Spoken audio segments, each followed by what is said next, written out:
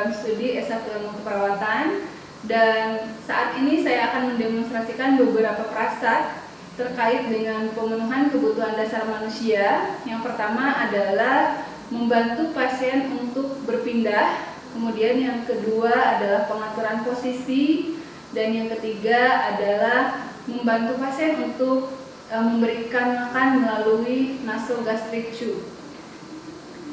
Untuk yang pertama yaitu prasat membantu pasien berpindah. Yang pertama adalah membantu pasien berpindah dari tempat tidur ke kursi roda. Berikut kita simak demonstrasinya.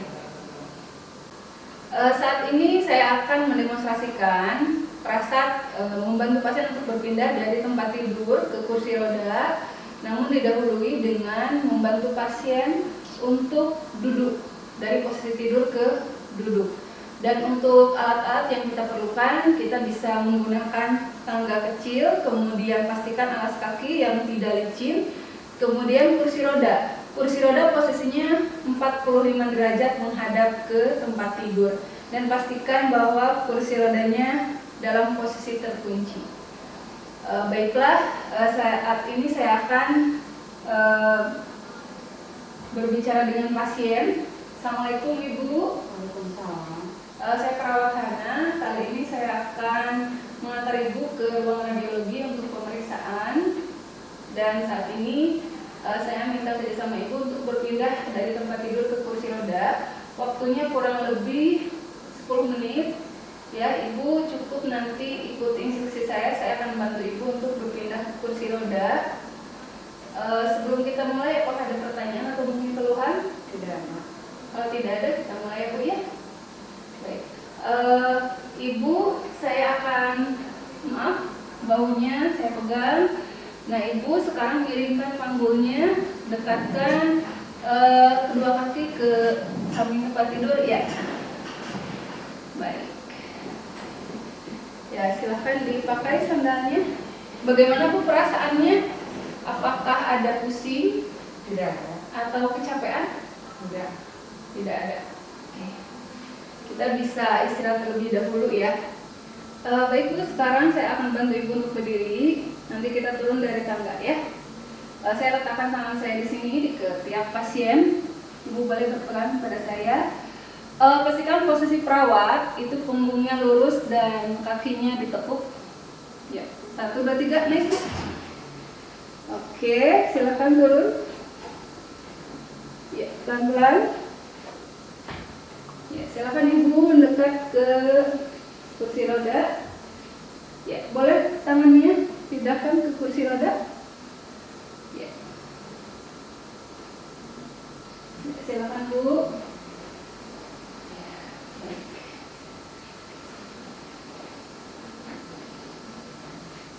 Oke. Ibu, sekarang saya akan membantu Ibu untuk belajar berjalan ke tempat tidur ya. Jadi tidak akan menggunakan kursi roda sampai ke tempat tidur untuk Ibu berlatih berjalan ya. Ibu bersedia? Bersedia. Ya, nanti kalau misalnya Ibu capek atau ada keluhan pada saat kita latihan berjalan, Ibu bisa sampaikan ya, nanti kita istirahat.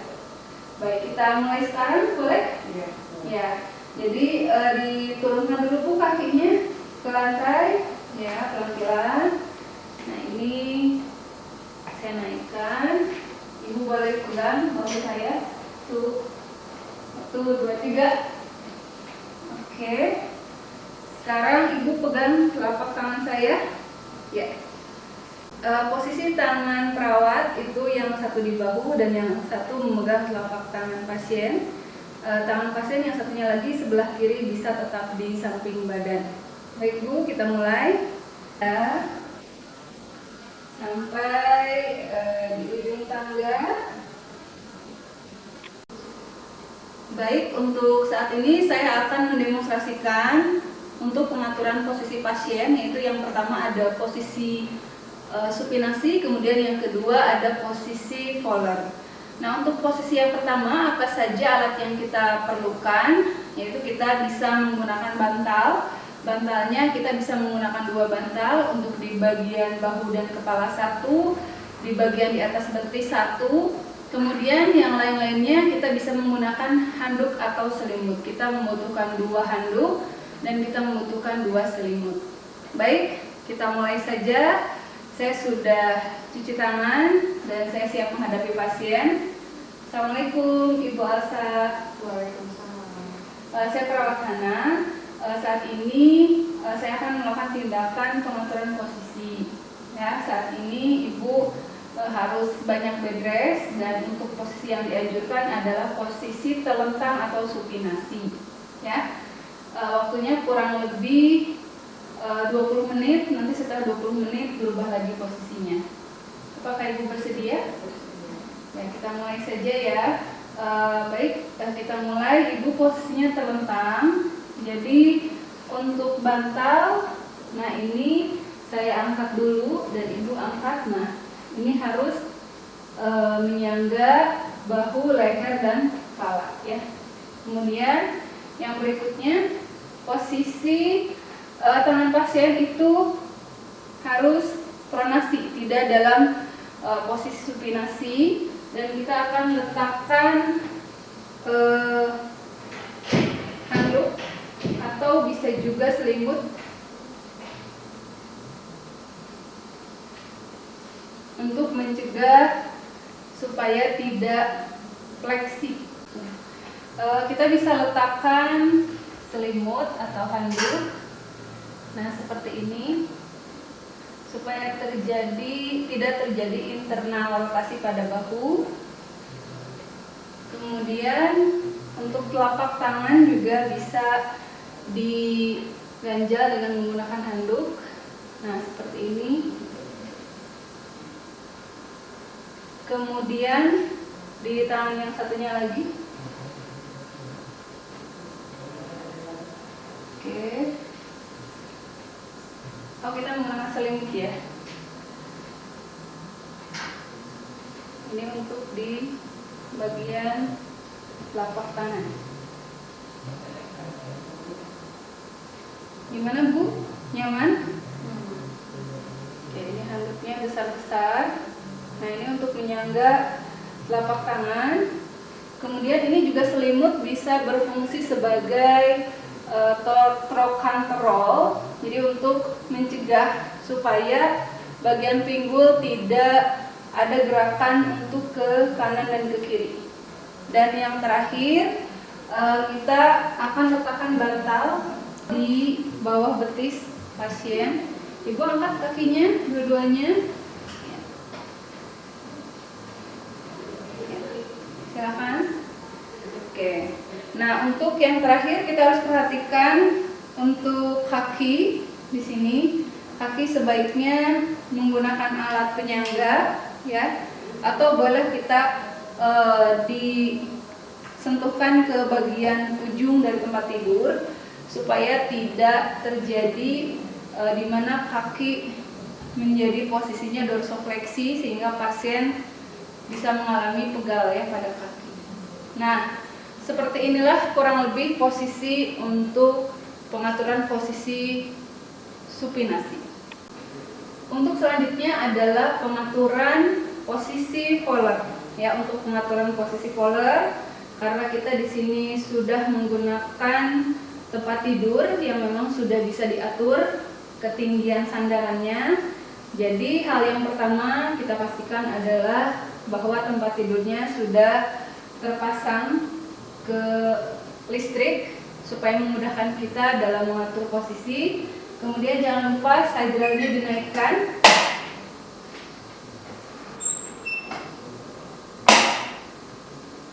Ya, Ibu, seperti yang tadi saya sampaikan bahwa saat ini saya akan melakukan pengaturan posisi kepada Ibu, karena saat ini Ibu sudah mulai belajar berubah posisi ya setelah mengalami kemarin operasi. Nah, saat ini sudah mulai mobilisasi di tempat tidur. Kita ubah posisinya asalnya terlentang menjadi posisi duduk. Ya, tapi Ibu tidak langsung duduk dengan bantuan diri sendiri, tapi dibantu oleh perawat. Apakah Ibu bersedia? Ya. Baik, kita mulai saja. Jadi Ibu, saya akan naikkan ya. Akan naikkan posisi sandarannya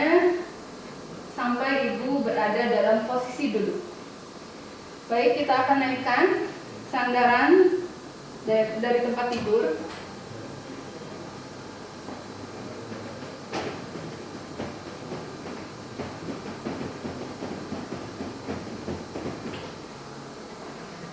Kita naikkan lagi ya Bu ya.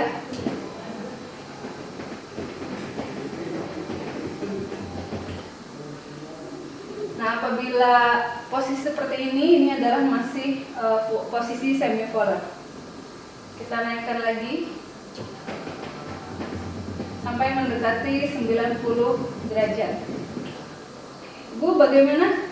Mungkin cukup ya Bu ya, tidak sampai terlalu tegak ya, supaya Ibu nyaman. Bagaimana? Mau dinaikkan lagi atau cukup? Cukup. Baik, demikian untuk pengaturan posisi duduk atau posisi polar. Baiklah, saat ini saya akan mendemonstrasikan prasat yang berikutnya, yaitu memberikan makan melalui nasogastric tube. Jadi untuk alat yang diperlukan, kita memerlukan stetoskop. Kemudian yang berikutnya di sini ada makanan atau nutrisi cair dalam satu gelas. Kemudian di sini ada air putih. Kemudian kita bisa menyediakan spet yang berukuran 50 cc.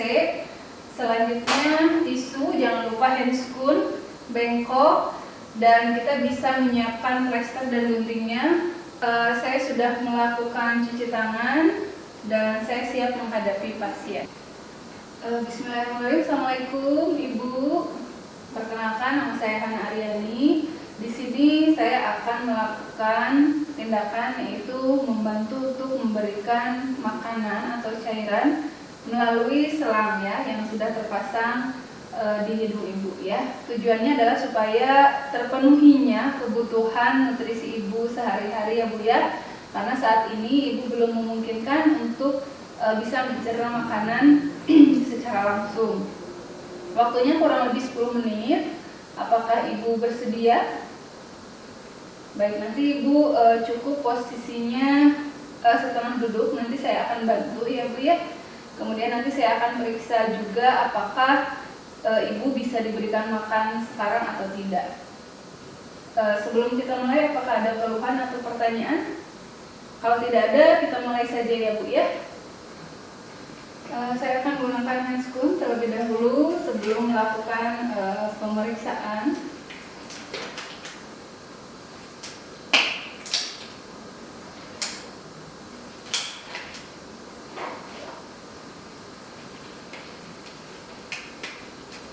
Ibu, sekarang saya akan memeriksa ya, apakah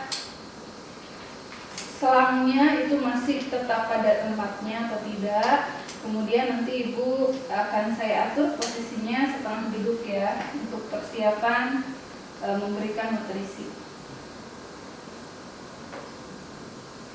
Kita akan memasukkan udara kurang lebih 5-15, tapi saya akan masukkan 10 cc saja. Saya akan gunakan stetoskop untuk auskultasi di area lambung. Maaf ya Bu ya. Kemudian saat ini saya akan pasang ininya, spetnya. Ya. 1, 2. Ya. Terdengar suara udara yang saya masukkan. Jadi ini selangnya, selang NGT-nya masih tetap pada posisinya, sehingga kita bisa dengan aman memberikan nutrisi. Ibu, sekarang saya akan naikkan tempat tidurnya ya, supaya tidak terjadi reflux gitu ya dari makanan yang akan dimasukkan.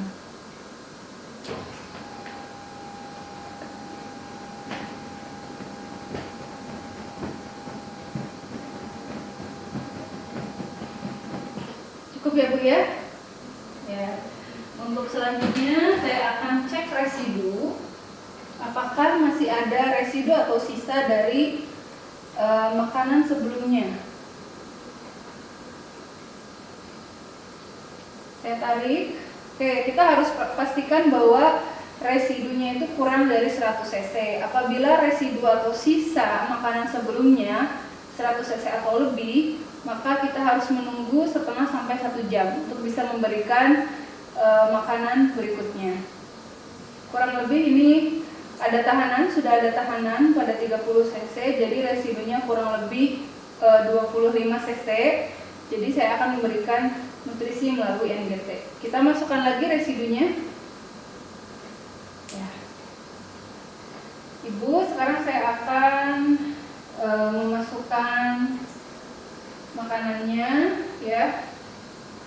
Nah, untuk memasukkan makanan itu bisa dengan 2 cara, yaitu ada dengan cara atau metode intermittent dan ada metode continuous.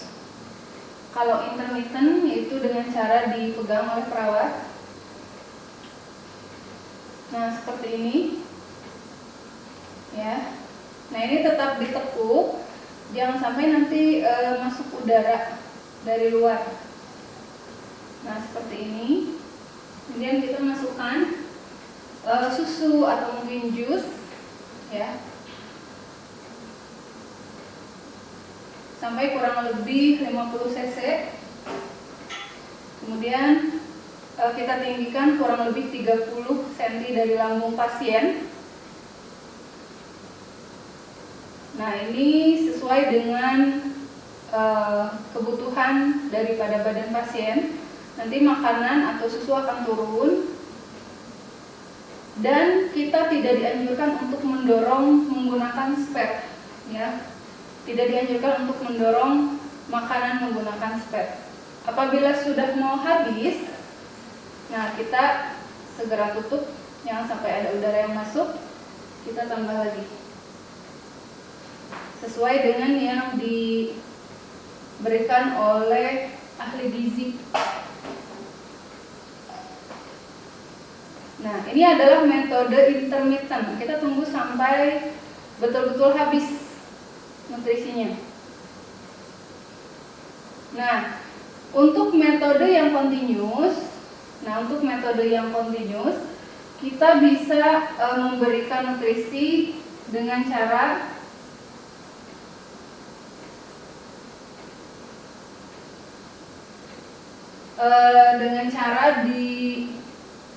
kita menggunakan alat, dan itu bisa diatur berapa cc atau berapa tetes yang akan masuk ke dalam tubuh pasien. Untuk metode intermittent, apabila membutuhkan waktu lama dalam penyerapan nutrisi atau cairan, kita bisa memanfaatkan selang infus, kemudian kita plester spetnya dan kita hubungkan dengan selang NGT, ya. Nah, tapi tetap harus kita jangan ditinggal, jadi kita harus tetap perhatikan. Apabila makanan sudah habis, maka segera dilepas, ya. Kemudian kita akan melakukan bilas, ya, bilas lambung. Mohon maaf ya, bukan bilas lambung, tapi bilas nutrisi yang masuk, ya, melalui selang.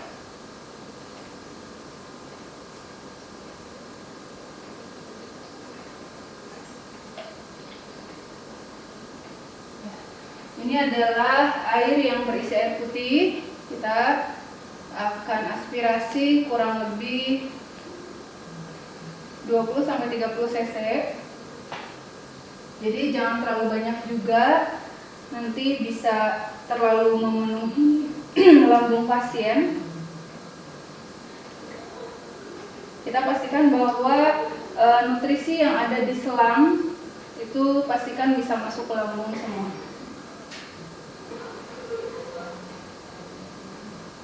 Ya, kita pastikan tidak ada susu atau jus yang berada di selang pasien.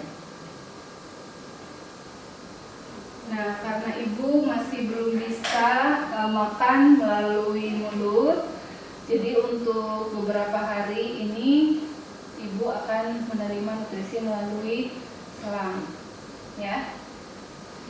Saya akan tetap posisikan ibu setengah duduk, ya, supaya tidak terjadi reflux, ya, atau kembalinya makanan ke saluran cerna bagian atas. Kurang lebih nanti 30 menit. Ibu posisinya seperti ini saja ya. Baik Ibu, terima kasih atas kerjasamanya. Makanan yang sudah masuk tadi kurang lebih 120 cc. Nanti saya akan kembali lagi pada pukul 4 untuk melakukan pengukuran tekanan darah. Terima kasih Ibu. Assalamualaikum warahmatullahi wabarakatuh. Kemudian kita merapikan peralatan dan dokumentasi.